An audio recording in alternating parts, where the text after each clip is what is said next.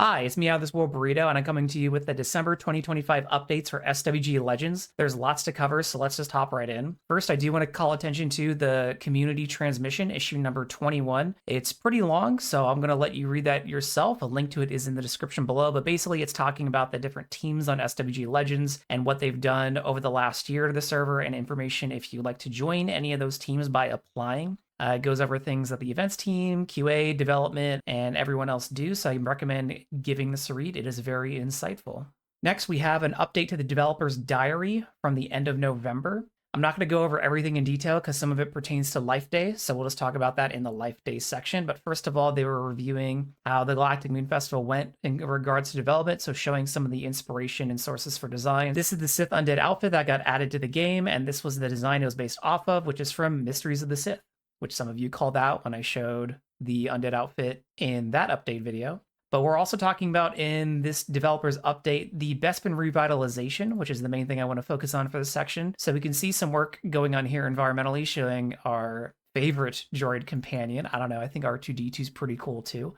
Spread across in parts and looks what to be a Bespin area. And then we see some other work talking about what's going on into the Bespin revitalization project, which I've mentioned in a previous video. And so we see the YT-1300 in what looks to be a hangar, as well as some other hallways, maintenance areas being worked on for Cloud City.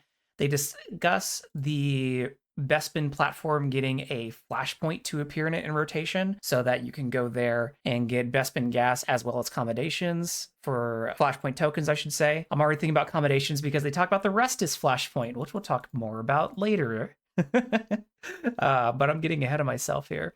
More about the Bespin revitalization project, though, as you see some work going into custom models. So here's Dengar. Hopefully you all knew who that was. I'm sure you did. And of course, Bosk, as they talk about working on quests for the Bespin revitalization project to ensure players can get more out of exploring the planet.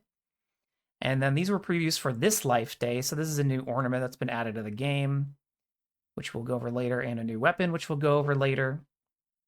But going into this miscellaneous work section, they're mostly talking about updates that we're going to cover in the Life Day section itself, as well as bug fixes. But they do give you a peek into the future at some things they've been working on regarding maybe that Bespin revitalization project, namely NPC pathfinding is being improved, which should help with some maybe of those quests that they're developing. And it seems like staff has been working on to update the notoriously bad tooltips for Star Wars Galaxies, as many of the abilities are just badly described, if not described at all. So it sounds like some helper groups, as well as one of the devs, Splinter Strike, has been working on that.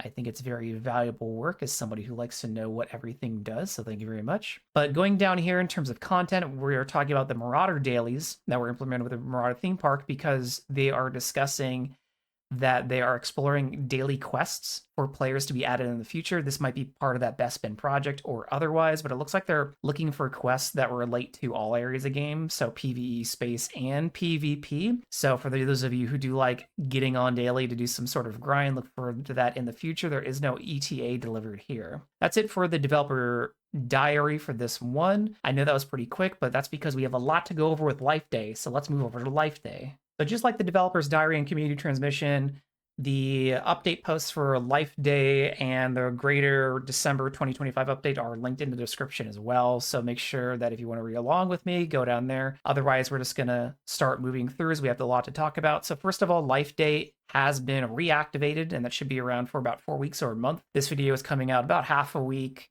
after Life Day has started, so take that into account already. Everything related to Life Day has been reset in terms of one-time quests, so if you want to get another Elder Robe from the Wookiee, you can do that. You get to go click the Christmas tree in the Life Day grotto and get 1,000 tokens from clicking ornaments. You can tear up presents, get a bunch of furniture that you probably already have duplicates of, all that good stuff. Don't forget to click on the tree to get your badge and items per character. And if you haven't got the Worshire tree token in the past, you can open up the claim menu and grab that again. There are 8 new items that have been added to the Life Day vendor. First of all, the For Every Star ornament, which we saw there briefly in the dev diary, has been added, as well as 2 pelt cape schematics. They are different depending on which faction you are. There is the Wookiee pelt cape for Imperials, and there is the Bantha Pelt Cape for Rebels. Both come as schematics that are crafted by domestic crafters, so tailors. Both are recolorable at the final stage. Their color palette isn't exactly the same. The colors available for the Bantha Pelt Cape seem to be different than the Wiki Pelt Cape, namely, there isn't a true white for the Bantha Pelt Cape. What you're looking at right now is the white selection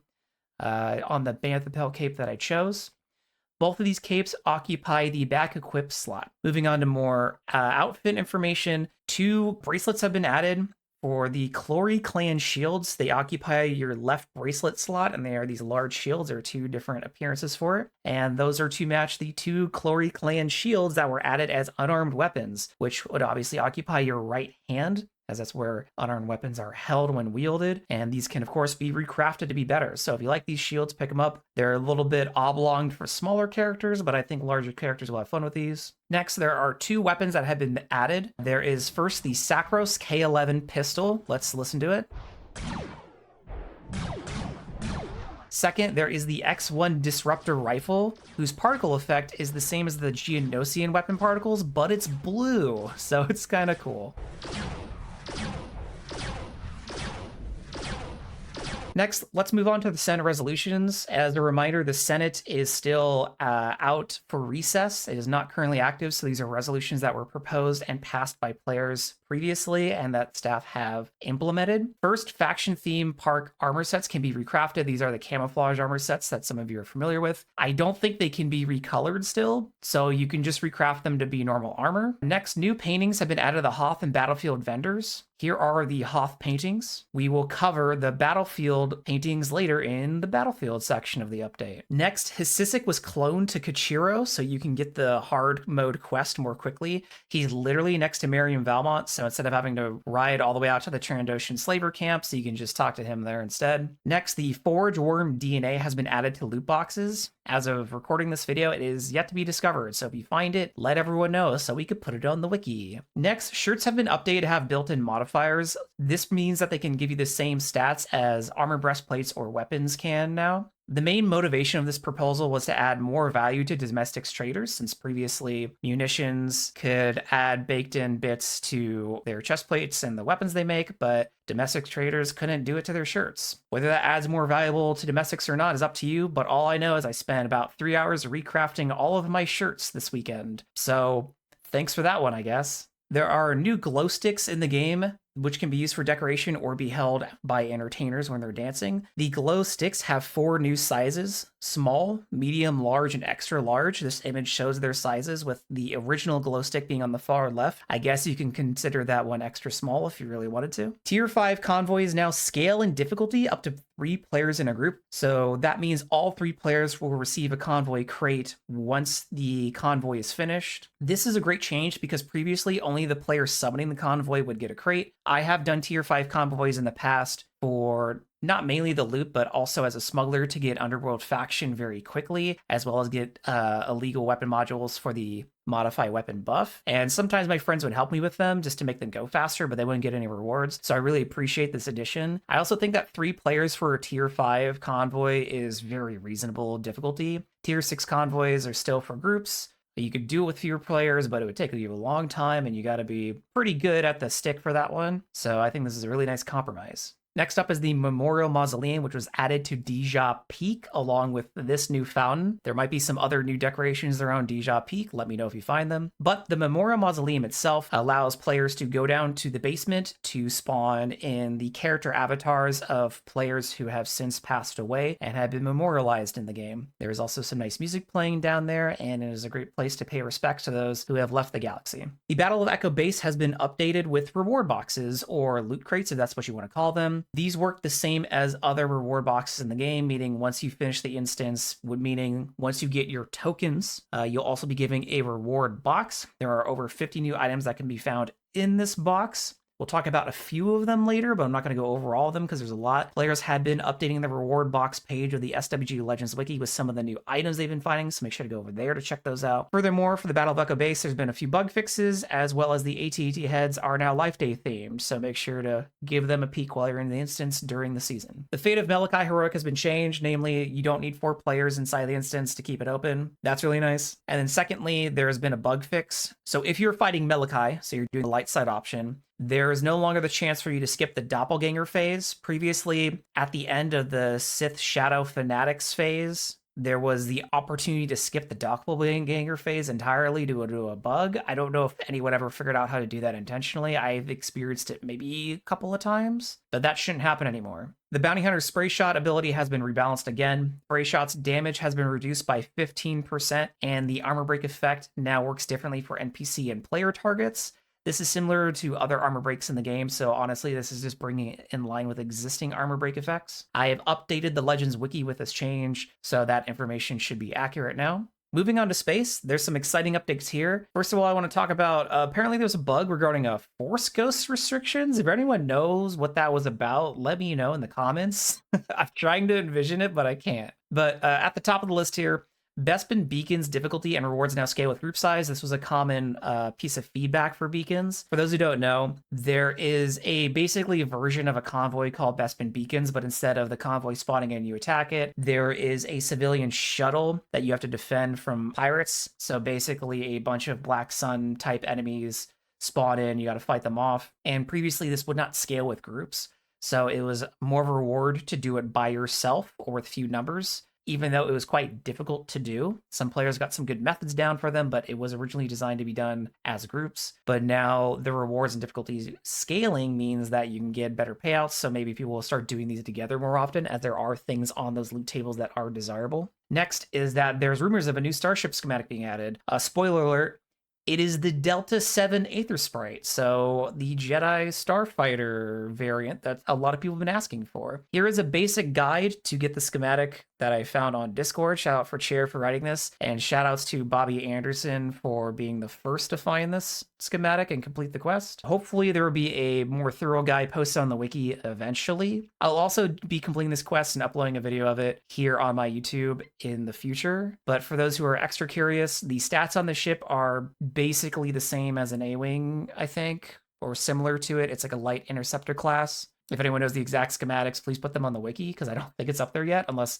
I just totally missed it. Also, the crafting recipe is identical to the A-Wing chassis, so don't worry about finding any weird materials for these if you decide to craft it yourself. Moving on to flashpoints and battlefields, as this encompasses both topics. As I alluded to in the dev diary, the Restus flashpoint is a thing now. So there is a chance for Restus to be the site of the flashpoint. The flashpoint encompasses the entire city of Restus. So basically all this means is that for 45 minutes every once in a while, players will have the opportunity to not only earn flashpoint tokens, but also Restus commendations at the same time for being inside the zone. So this is nice, as there hasn't been a lot of PvP activity in the city as of recent, so that might revitalize it. Getting into the battlefield vendors and the rewards, here are the 2 new paintings that were mentioned earlier. There have also been 6 new weapons added to the vendors. I'd love to demonstrate these for you, but they're all 150 Series 2 Battlefield tokens each to purchase. And for the years I've played on SWG Legends, I have earned 12 Series 1 tokens or 4 Series 2 after conversion. So you're just going to have to bear with me on the screenshots here. First up are 2 new versions of the Fragstorm Heavy Shotgun, the Mark II and Mark III. I do want to call out that the Mark III is energy. So if you're looking for a kinetic heavy weapon, you want to go with the Mark II or the original banana cannon.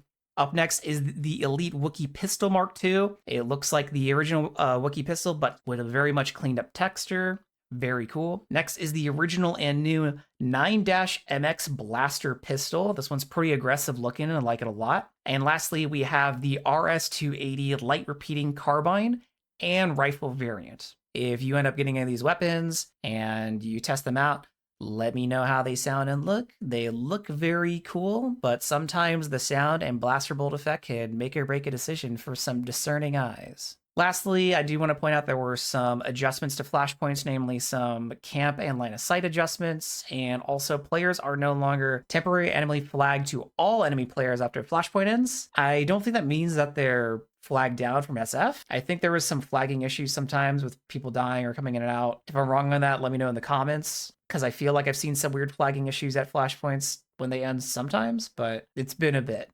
since I've noticed. Planetary stack bases have had some bug fixes. You can read about them here. Same with GCW city invasions, receiving some quality of life and bug fixes. Again, you can check them out here. One thing I do want to call out is this new player enhancement section. So in an effort to assist new players, they rewrote a lot of the descriptions for professions when you are selecting a profession during character creation. From what I can tell, the changes to these descriptions have incorporated metagame terminology such as tank, damage dealer, support, and they've also assigned difficulties to each profession. So for example, they assigned commando an easy difficulty, where they've assigned medic a hard difficulty. This is all to help players choose which profession they may want to start as or play next. I think this is a very good addition, as there are new players who come into the Legends Discord asking, what are the easiest professions? What should I start with? Hey, what's the healer role? What's the support role?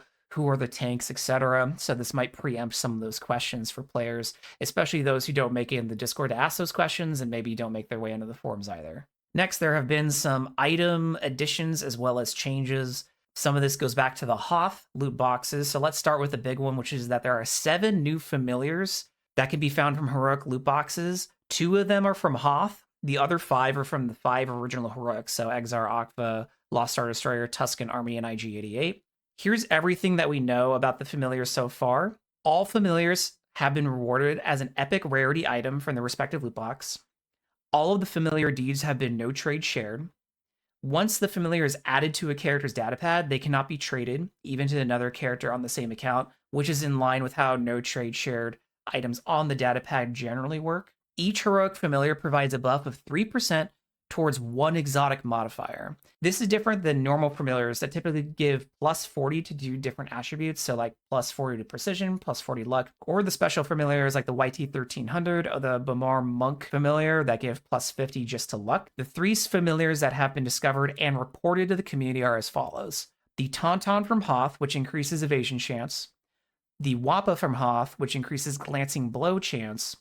And finally, the Spined Rancor from Akva Min, which increases strike-through chance. The community has voiced feedback regarding these familiars, so don't be surprised if their acquisition method or stats are different in the future. Next up, I want to call out the Bandolier of the Frenzied, as some of you might be going on, what is that item and what is it doing in these patch notes? The Bandolier of the Frenzy is a bandolier that drops from Colonel Gnarl on Mustafar, and what the item does is that while it's equipped, it adds a buff to your bar that lets you proc an additional heat attack when using melee weapons or lightsabers. Previously, when the buff got applied, it would only last for 60 seconds and then fall off, which would require the user to unequip the bandolier and then re-equip it every 60 seconds, which just made it unusable in combat. Now, some Jedi might find use for this bandolier since they're usually running the Belt of Boda Boss, so they're trading 335s for this bandolier in addition to their Mustafarian ejector or anything else that occupies that buff slot, because the heat spark effect from this bandolier does occupy that buff category. I created a page for this item on the SWG Legends wiki, so if you want to read more about it, its damage and general stats, go there to check it out. I also want to shout out there's been some quality of life and bug fixes to items, namely there's some Mustafar items that are no longer junk dealerable, such as the Sprint Enhancement Stem or the Creature Taming Necklaces, or I guess Creature Knowledge Necklaces, excuse me. Which, those are very nice changes, because I've seen many people be like, crap, sold my Sprint Stem. Vehicles have gotten some bug fixes, mainly calling a familiar won't heal the vehicle. I've had that happen to me, but I didn't realize that was why. Good to know. Collections have had a bugs fix with, I guess, meat lump collections when an update if you were in combat. Wasn't aware of that, but good to know.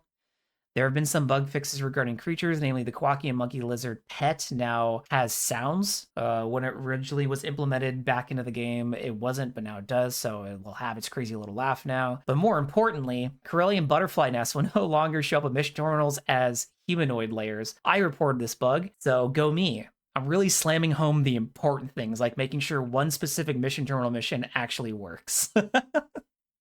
Moving on, though. Speaking of important things, commands, you can now start a raid check while sitting. This was just in time for me to stop playing Jedi. I kept trying to do ready checks while I was meditating, and I couldn't. But I don't have a Jedi anymore, so I guess shout outs to all the Jedi group leads trying to run ready checks. This is for you.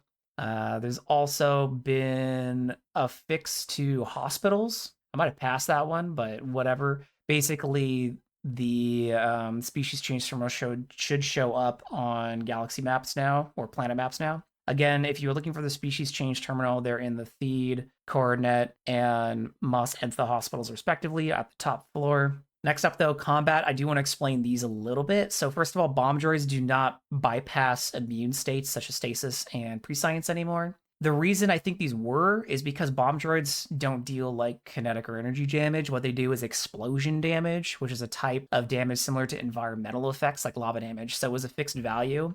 I just don't think immune states like stasis were accounting for them. So that just brings them better in line with what I think the intentions of like stasis and prescience are. That's not to say you're now immune to lava if you prop prescience. That's just saying that if you have prescience up, you shouldn't get killed by a bomb droid. Next up, Jedi can use Sweep 8 safely in the first fight of Exar. For those who don't know, in the very first fight of Exar, if you use Sweep 8, which is the version of Sweep earned from the Guardian set, for some reason it would bring other group members into the fight. It had something to do with maybe how the hate table worked on it. Not sure, but that's fixed now. You don't have to switch down to Sweep 7 anymore. There's been a lot of bug fixes and quality of life stuff addressed with the Bazaar. I'll let you read about them there, but I do want to give a shout out to the space part stat colors now working on the Bazaar listings. That's really nice for me. Like, I know you're going to use the advanced filter search anyways when you're looking for specific parts to reverse engineer, but just seeing the color like quickly helps me identify maybe secondary stats that were higher that I wasn't searching for, so I could go, oh, this one also has not only like a C tier mass, but like a C tier armor or health hit points. Oh, this is a better deal than I thought, kind of thing. So that's nice.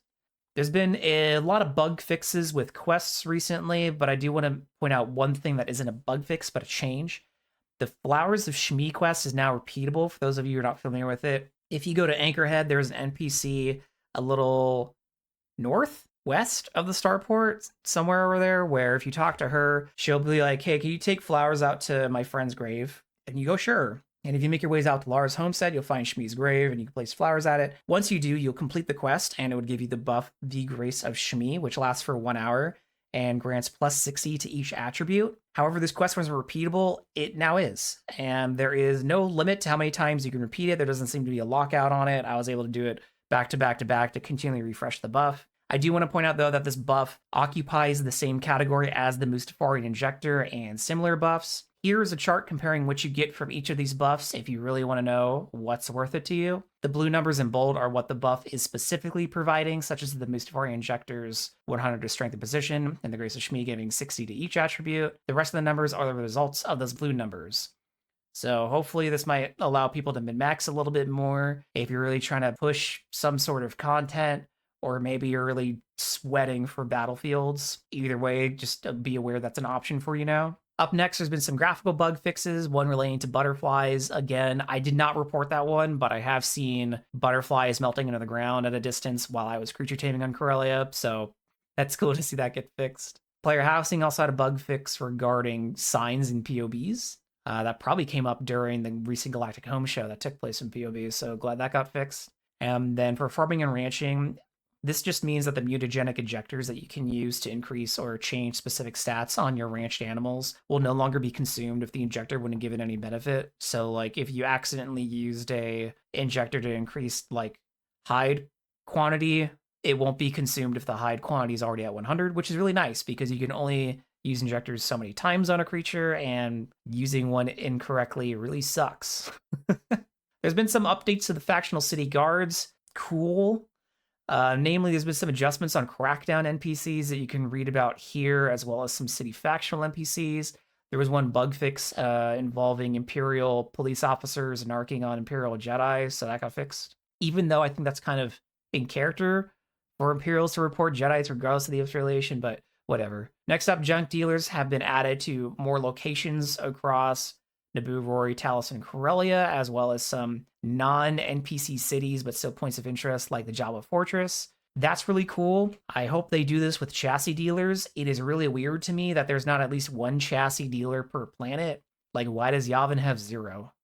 But whatever. This probably could have been folded under the GCW City Invasion, but Bespin The defending faction for the Bespin invasion can now change. I noticed this a few weeks ago before Life Day, so I think that got pushed out maybe a little bit early. But basically, the Empire would always defend for Bespin, and Rebels will always be on offense, but now it can flip depending on which faction controls the zone around Bespin, so part of that planetary faction control game. So just don't be surprised if you show up to defend Bespin as Imperial, and then all of a sudden there's a bunch of Rebels around you. Make sure to check who's defending and who's on offense via the planet map. And oh, there's the hospitals thing. It's at the bottom of the list. Weird. Nim Stronghold, there was a missing Herald NPC that got added. I think Herald NPCs are the ones being like, hey, did you hear about this place out there? Like their old like CU, pre-CU NPCs. I think that's what that is. If I'm wrong, let me know in the comments. Now, you might think, wow, Burrito, that was a lot. There's more. Let's move on to the hotfix. Here is the hotfix. There's been one hotfix as of the Monday following the initial update, so after the first weekend. And there are things in here that I do want to point out. First of all, Life Day has had some bug fixes, the biggest one being that some people were able to cancel out of the lockout timer for the dailies and basically just chain together dailies for as long as they wanted. That's been fixed. And then also the Delta 7 Jedi Starfighter has been adjusted. There were some bugs with it, not just graphical bugs listed here. The main one being is they fixed an issue with damage registration of the Delta 7. I don't know exactly what it was, but I saw people speculating that the hit sphere was way too small or something. So if you were one of those individuals who acquired this over the weekend, flew it, felt invincible, and then all of a sudden you can your ass blasted in deep space, just be aware that it was better than it should have been because of a bug. There's also some fixes to the Delta 7 quest chain, as well as some texture kit for the Delta 7. So that's good to see. And I think some of these space fixes are related to that quest chain, as the Rogue Droid Tier 6 duty missions relate to that. And there's some other miscellaneous fixes. And also, we already had a description fix on the Frag Store Mark III, as I think it said erroneously that it did kinetic instead of energy or something. And then there are some particle issues with the new glow sticks that have been addressed. Those are all of the major updates so far for Life Day 2025. And guess what? There might be more in the future. So make sure to subscribe to be around to see should any of those happens. And like I said, I'll likely do something for the Delta 7 Jedi Starfighter quest in the future. And if I ever get my hands on those other battlefield weapons, I'll try and catalog their visual and audio effects for you like I usually do. But that's everything, Galaxy. I'm out of this world, Burrito, and stay hungry this Life Day.